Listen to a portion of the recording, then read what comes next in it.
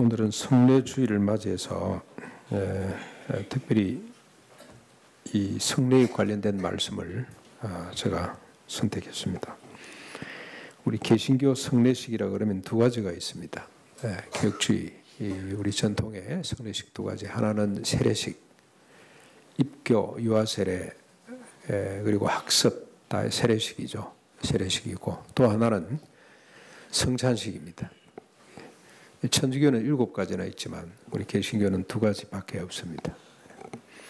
그래서 오늘은 특별히 이 세례의 의미가 뭔지, 우리가 다 세례를 받았습니다만 오늘 입교 2분, 학습 1분, 유아세례 1아이, 이 성례식을 향하면서 세례식을 베풀면서 세례의 의미가 뭔지를 우리 다시 한번 더 확인하고 은혜 받고, 또 세례 받은 사람만이 참여할 수 있는, 입교 받은 사람이 참여할 수 있는 성찬의 의미가 무엇인지를 간단하게 한번 정리를 해보겠습니다.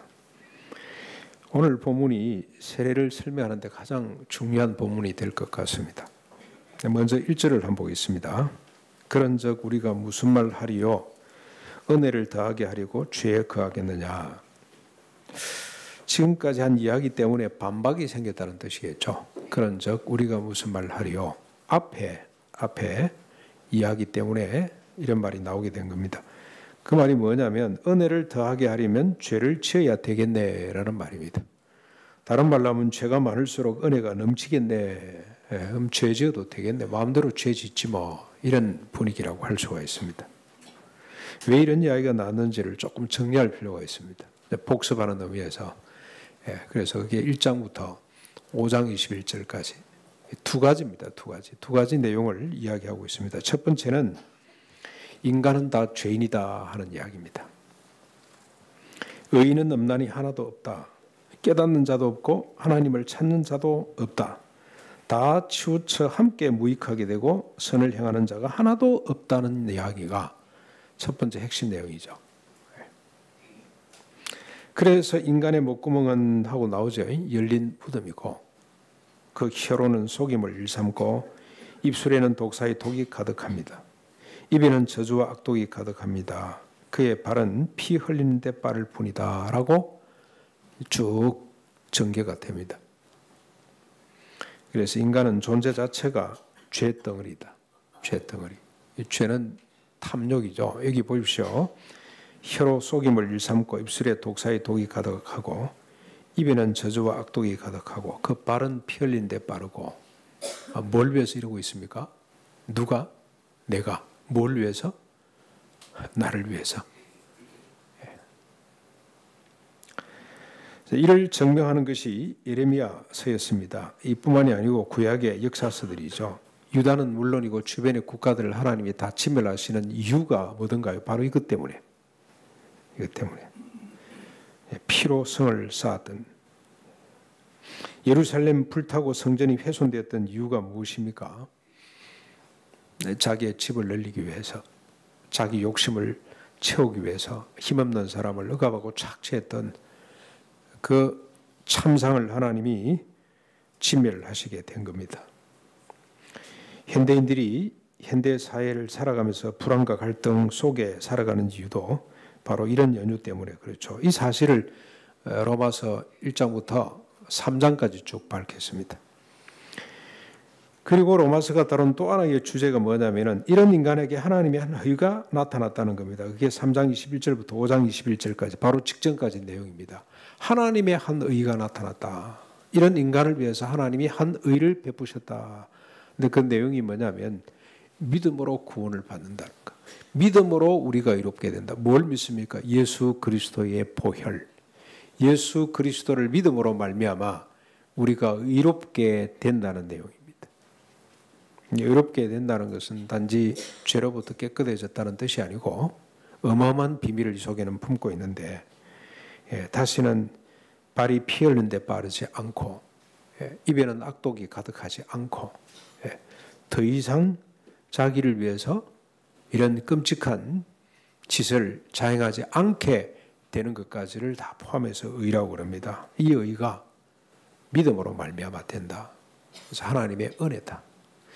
율법을 지킴으로 의롭게 되는 것이 아니고 하나님의 은혜, 예수 그리스도를 믿음으로 우리가 의롭게 된다는 사실.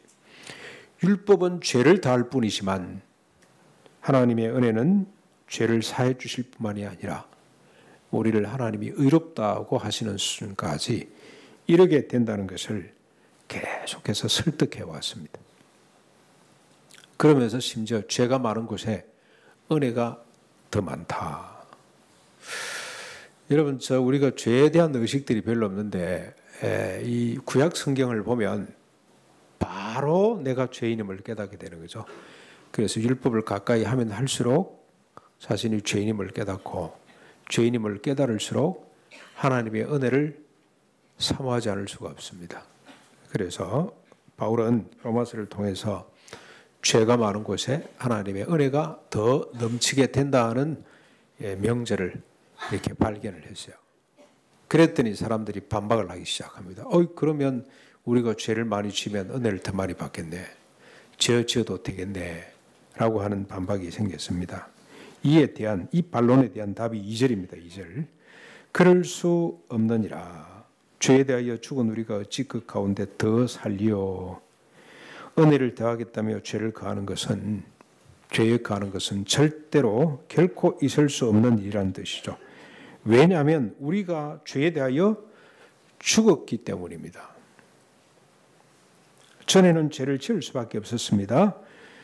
왜냐하면 죄에 대하여 살았기 때문에, 죄에 매여 있었기 때문에 죄를 지을 수밖에 없었습니다. 율법 아무리 갖다 대도 소용이 없습니다. 오히려 율법은 우리가 얼마나 죄인인가 하는 것을 깨닫게 하는 역할밖에 하지를 못했습니다. 죄에 매여 있기 때문에. 그런데 지금은 어떻습니까? 죄를 지을 수가 없습니다. 왜 그렇습니까? 하나님의 은혜로 말미암아, 십자가 보혈로 말미암아 우리가 죄에 대하여 죽었기 때문에, 죄에서 풀어졌기 때문에 더 이상 죄에 거해서는 안 된다는 이야기입니다. 언제 어떻게 죄에 대하여 죽었습니까? 3절에서도 밝히고 있습니다. 무릇 그리스도 예수와 합하여 세례를 받은 우리는 그의 죽으심과 합하여 세례받은 줄을 알지 못하느냐. 여러분, 먼저 세례를 받는다는 것, 오늘 우리가 잠시 후에 입교식, 그 다음에 또 학습, 그 다음에 유아세례가 있습니다만, 이 세례를 받는다는 것은 먼저 여러분 아셔야 될 것이 그리스도와 합하여 세례를 받는 겁니다. 나 혼자 받는 것이 아니고 그리스도가 하나가 되어서 받는 것. 주님이 보이지는 않습니다만 이건 하나님이 정해놓으신 법입니다. 그리스도와 합하여 세례를 받게 되는 것이다.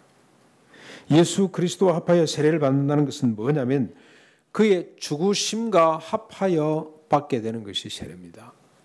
신비스러운 이야기죠. 그러니까 예수님이 혼자 죽으신 것이 아니고 그를 믿는 모든 사람들과 함께 죽었다고 보시면 됩니다. 내가 예수 그리스도를 믿는다는 것은 곧 주님이 죽으실 때 나도 함께 죽었다는 그 믿음의 고백으로 받는 것이, 그 믿음의 표정으로 받는 것이 세례라는 겁니다. 우리가 세례 받을 때, 우리 아이가 지금 세례를 받습니다만 입교한 아이들은 지금 자기 입으로 이제 주님을 고백해야 되는데 이 세례 받는 거나 마찬가지죠. 이 세례 받는다는 것은 내가 그리스도와 함께 죽는다는 고백입니다. 내가 정한 법 아닙니다. 하나님이 그렇게 정해놓으신 겁니다. 그러므로 우리가 세례를 받는다는 것은 우리가 예수와 함께 죽는 걸 말합니다. 우리가 예수님과 함께 장사 지낸 바 되는 겁니다. 여러분, 우리가 죽고 장사 지내는 것이 얼마나 큰 영광스러운 일인지 모릅니다. 머리끝부터 발끝까지 생각하고 말하고 행동하는 것이 죄뿐인 우리가 죽으니 얼마나 영광스러운 일인지 모릅니다. 네. 여러분, 이건 치유가 안 되고 개선이 안 되잖아요. 생각하는 모든 것이 죄뿐인, 그래서 우리 목구멍은 열린 무덤, 발은 피 흐른데 빠를 수밖에 없었던 우리의 존재 자체가 죽게 된다니 얼마나 큰 기쁨인지. 이것 때문에 우리가 고통당하고 내 자신이 고통당하고 평강을 알지 못하고 하나님을 알지 못하고 그렇게 살았던 옛사람이 죽어진다니 얼마나 감사한 일이죠.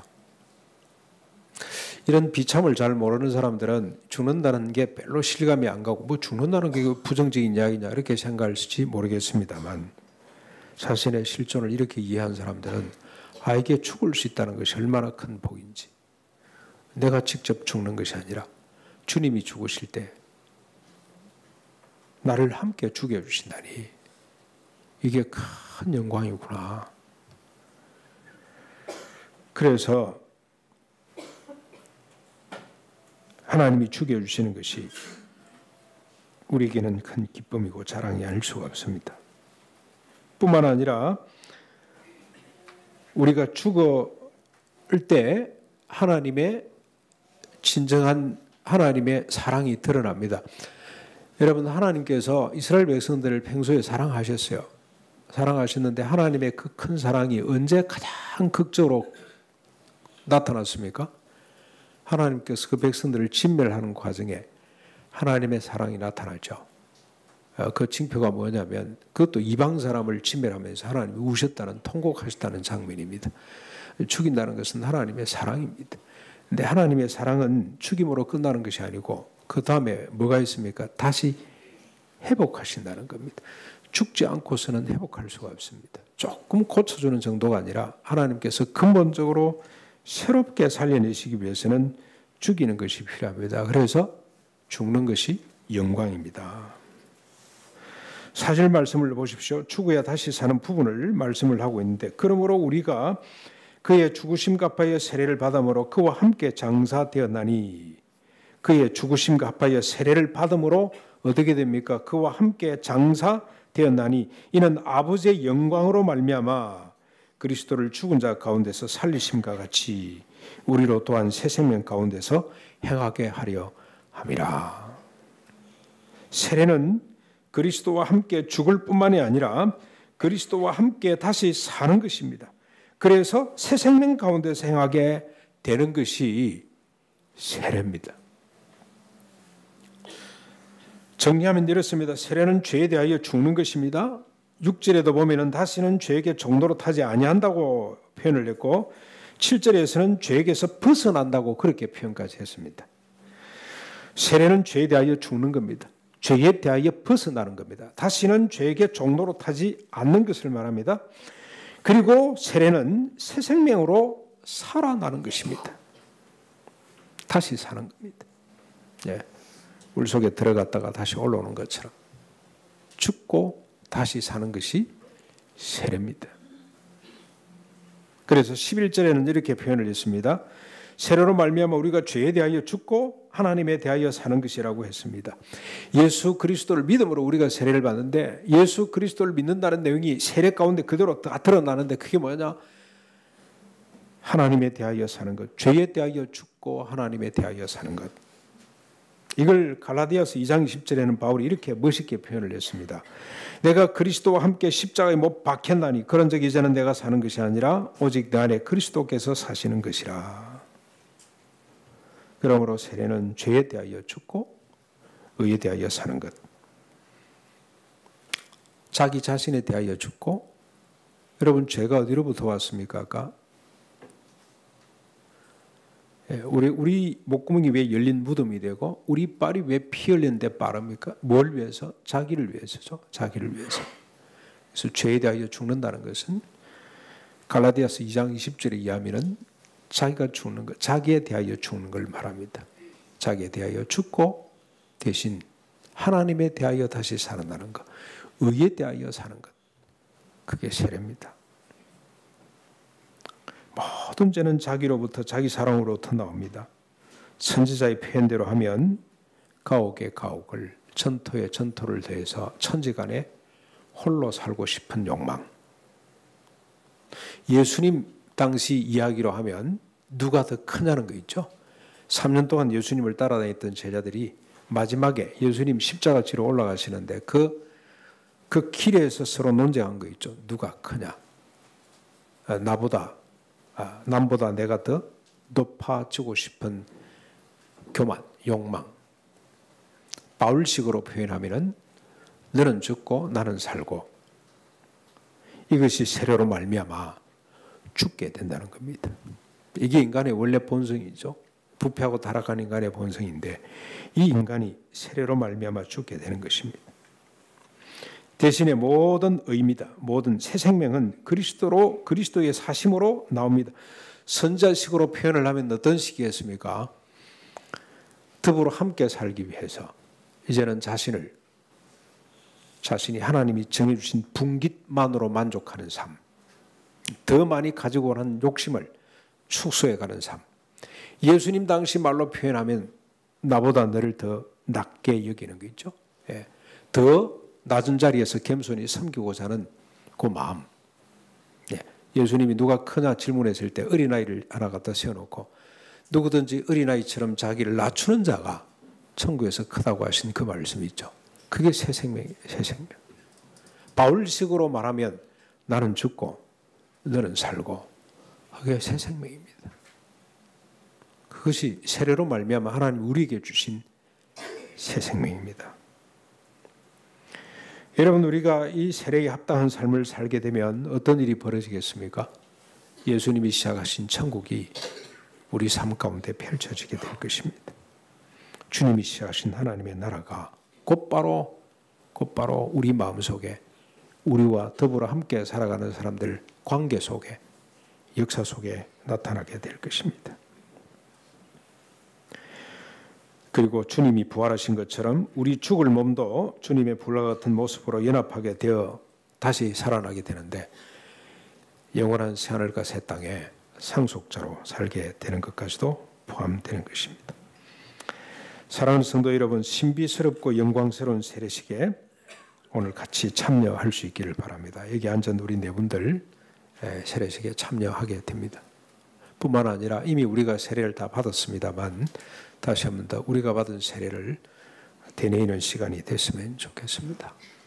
옛사람은 죽고 새사람이 사는 세례식, 그리고 세례를 받은 사람에게 주어지는 하늘 양식 성찬에 참여할 수 있기를 바랍니다. 그래서 지속적으로 죄에 대하여 죽고 하나님에 대하여 살아가시기를 바랍니다. 죄로부터 해방되고 자기로부터 해방되고 하나님께 종이 되어 거룩한 열매를 맺어갈 수 있기를 바랍니다. 그래서 영생을 누리는, 천국을 누리면서 살아가는 복된 삶이 되시기를 주님의 이름으로 축원합니다. 우리 같이 말씀을 생각하면서 436장 찬송 드리고 우리 성찬 세례식을 갖도록 하겠습니다. 436장입니다.